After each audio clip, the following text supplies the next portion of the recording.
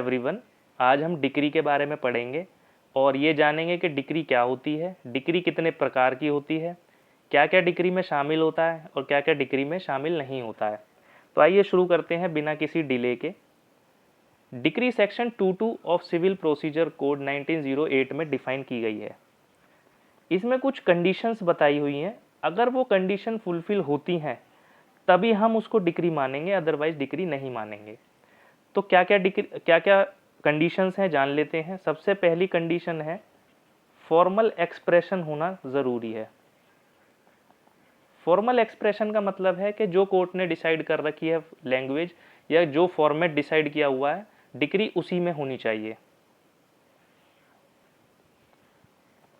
Second है adjudication. Adjudication का मतलब होता है कि कोर्ट ने केस को मेरिट पे डिसाइड किया है। मेरिट पे मतलब दोनों पार्टियों को प्रॉपर मौका दिया है डिफेंड करने का और दोनों पार्टियों को सुना है। तीसरा होता है कंक्लूसिवली राइट्स को डिटरमाइन किया है।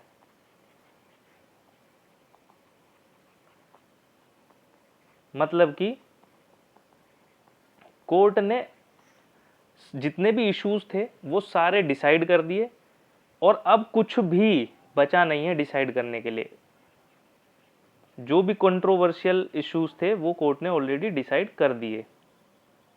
तो अगर ये कंडीशन फुलफिल होती हैं तभी हम उसको डिक्री मानेंगे, अदरवाइज हम उसको डिक्री नहीं मानेंगे। अब एक बात जो है हमेशा हमें ध्यान में रखनी है कि हर डिक्री की अपील होती है। हर डिक्री की अपील होती है।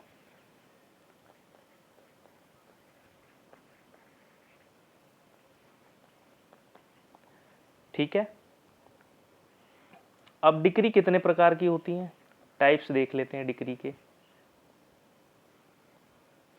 तो बेसिकली डिक्री दो प्रकार की होती है। एक होती है प्रीलिमिनरी डिक्री, दूसरी होती है फाइनल डिक्री। अब प्रीलिमिनरी डिक्री क्या होती है? तो प्रीलिमिनरी डिक्री वो डिक्री होती है, जैसे मान लीजिए ए ने केस किया बी पर, प्रॉपर्टी से रिलेटेड केस था। इसमें 3 इशू थे। पहला था रेंट का इशू, दूसरा था पोजेशन का इशू, तीसरा था ओनरशिप का इशू। मैं लिख देता हूं। पहला इशू था पोजेशन का, दूसरा था रेंट का, तीसरा था ओनरशिप का। अब कोर्ट ने क्या करा कि पहले ही पोजेशन का इशू उसने डिसाइड कर दिया। इशू फ्रेम करके कोर्ट ने डिसाइड किया कि पोजेशन जो है ए के फेवर में है। तो पोजेशन डिसाइड हो गया। अब बचे ये 2 इशू। तो कोर्ट पोजेशन के लिए पहले ही डिक्री पास कर देगी। तो ये जो डिक्री पास होगी इसको हम बोलेंगे प्रीलिमिनरी डिक्री। क्यों? क्योंकि अभी जो है 2 इशू और बाकी हैं, रेंट और ओनरशिप।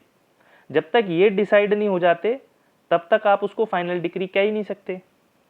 तो जो डिक्री पास हुई पोजेशन के लिए ए के फेवर में, उसे हम बोलेंगे प्रीलिमिनरी डिक्री।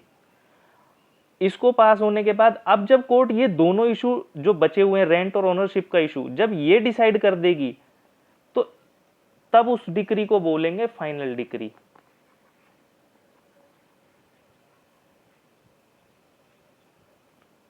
ठीक है। तो ये बेसिक 2 टाइप की डिक्री होती हैं, प्रीलिमिनरी और फाइनल। अब हम देखते हैं कि डिक्री में क्या क्या शामिल होता है।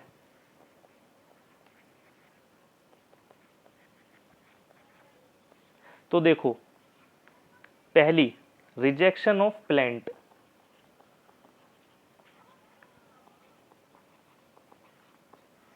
अगर कोर्ट ने आपका प्लेंट रिजेक्ट कर दिया है तो आप उसे डिक्री मानोगे। और ये दे रखा होते हैं, इसके कुछ ग्राउंड्स होते हैं रिजेक्शन ऑफ प्लेंट के। ये ऑर्डर 7 रूल 11 में गिवन है कुछ ग्राउंड्स। तो अगर उन ग्राउंड्स पे कोर्ट ने आपका प्लेंट रिजेक्ट कर दिया है तो आप इसकी अपील कर सकते हो। आप उसे डिक्री की तरह कंसीडर करोगे, हम उसे डिक्री मानेंगे। दूसरा होता है एप्लीकेशन फॉर रेस्टिट्यूशन।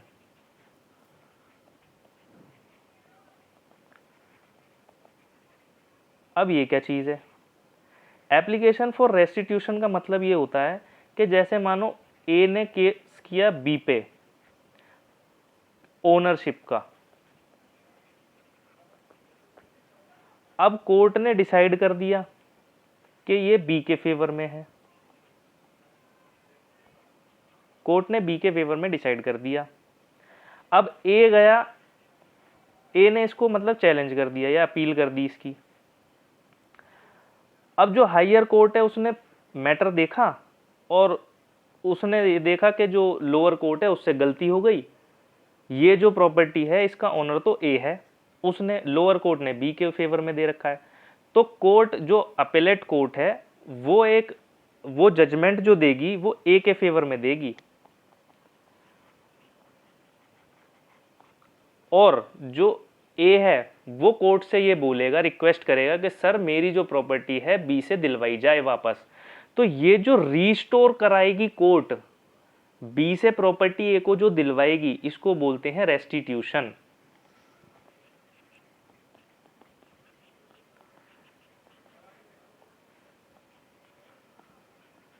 ठीक है, अगर एप्लीकेशन लगाई है रेस्टिट्यूशन के लिए तो इसको भी हम डिक्री कंसीडर करेंगे। इसके बाद अब डिक्री में क्या क्या नहीं मानेंगे हम, किस किस को डिक्री नहीं मानेंगे?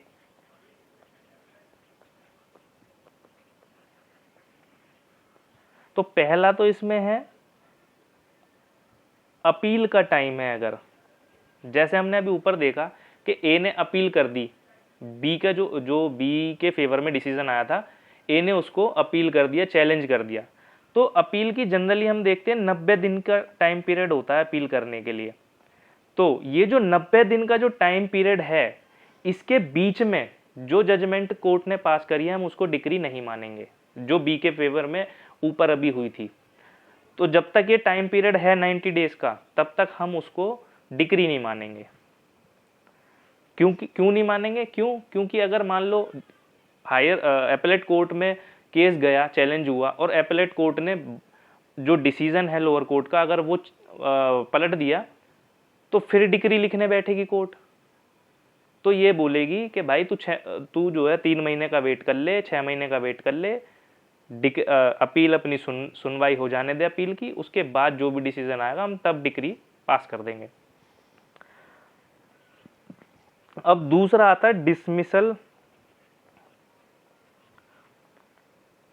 For default. अब ये क्या चीज है? देखो, डिसमिसल फॉर डिफॉल्ट क्या होता है? प्लेंटिफ केस लेकर आया,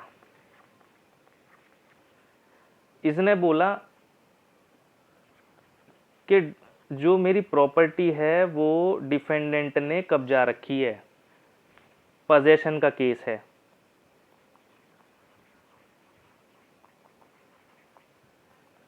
सूट फाइल कर दिया प्लेंटिफ ने, कोर्ट ने डेट लगाई हियरिंग की, डेट फिक्स कर दी हियरिंग के लिए। अब कोर्ट ने ये ऑब्जर्व किया कि भाई प्लेंटिफ जो है वो तो सूट फाइल कर दिया उसने, अब वो आ ही नहीं रहा। 2-3 डेट निकल गई लेकिन जो प्लेंटिफ है वो तो आ ही नहीं रहा हियरिंग पे। तो ऐसे में कोर्ट क्या करेगी? उसके केस को डिसमिस कर देगी, उसके सूट को डिसमिस कर देगी। और ये जो डिसमिस होगा सूट, इसको हम डिक्री नहीं मानेंगे। जब हम कोर्ट ने रिजेक्ट किया था ऊपर, तो उसको हम रिजेक्शन ऑफ प्लेंट को हम डिक्री मान रहे थे, बट डिसमिसल फॉर डिफॉल्ट को हम डिक्री नहीं मानेंगे। क्यों? क्योंकि भाई तेरी गलती है, तू नहीं सूट फाइल किया, तू ही डिक्री उसमें नहीं आ रहा। तो क्या करेगी कोर्ट? घर थोड़ी ना जाएगी बुलाने भाई। तो इस वजह से जो है हम डिसमिसल फॉर डिफॉल्ट को डिक्री नहीं मानते। अब एक और क्वेश्चन उठा कि क्या एक से ज्यादा प्रीलिमिनरी डिक्री पास हो सकती हैं? तो इस पे एक सुप्रीम कोर्ट का जजमेंट आया था एक केस में, मैं बता देता हूं। केस का नाम था फूलचंद वर्सेस गोपाल लाल। इसमें सुप्रीम कोर्ट ने कहा था कि पूरे बेयर एक्ट में कहीं ये बात नहीं लिखी कि एक से ज़्यादा प्रीलिमिनरी डिग्री पास नहीं कर सकते। तो इसका मतलब ये है कि आप एक से ज़्यादा प्रीलिमिनरी डिग्री पास कर सकते हैं।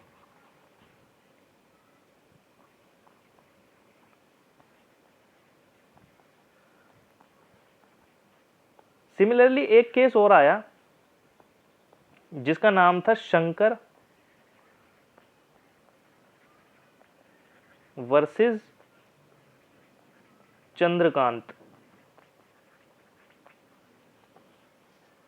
इसमें सुप्रीम कोर्ट ने बोला कि पूरे बेयर एक्ट में ये कहीं नहीं लिखा कि एक से ज्यादा फाइनल डिग्री पास नहीं हो सकती।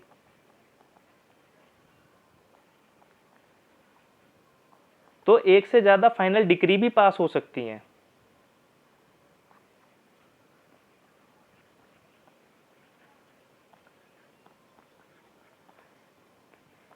तो हमने अभी डिग्री के बारे में जाना इस वीडियो में। डिग्री क्या होती है, डिग्री कितने प्रकार की होती है, प्रीलिमिनरी एंड फाइनल डिग्री, फिर डिग्री में क्या क्या शामिल होता है, क्या क्या शामिल नहीं होता है, और क्या एक से ज़्यादा प्रीलिमिनरी डिग्री पास हो सकती हैं या क्या एक से ज़्यादा फाइनल डिग्री पास हो सकती हैं।